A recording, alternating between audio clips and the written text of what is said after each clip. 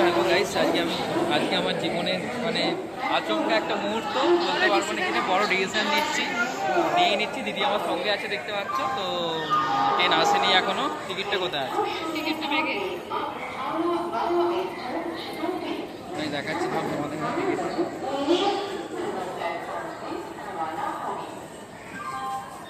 Ticket কাটা হয়ে গেছে।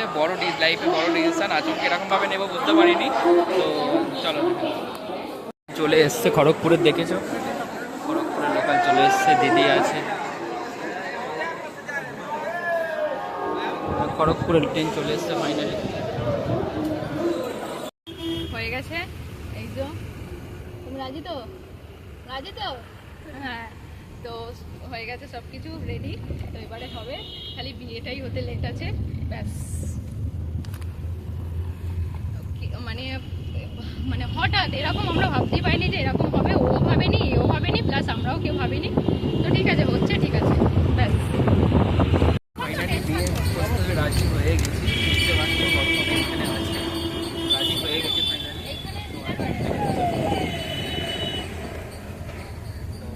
হঠাৎ করে ডিসিশন নিয়ে নিলাম যে এটা করে ভাবতে পারিনি যে ও চলে আসবে অত দূর থেকে। ছলা বেঁচে গেছে, হ্যাঁ, ছলা বেঁচে গেছে। এটা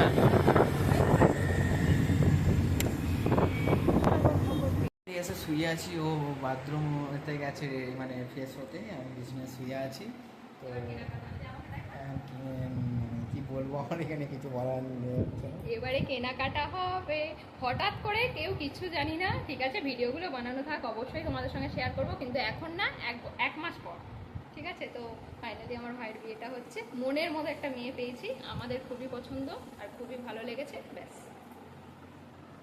সবটাই শুনে নিলে, আমি আর রিপিট কিছু বলছি না। তো কী বলবো, ভাবতে পারিনি ও বাড়ি থেকে চলে আসলো আমার জন্য। বাড়িতে দোকান যাচ্ছে এটা বলে ও বেরিয়েছে, বুঝতে পারছো। তো আমি অফিসে চলে গেছিলাম, ও আমাকে ফোন করেছে যে তুই আমাকে আনতে আয়।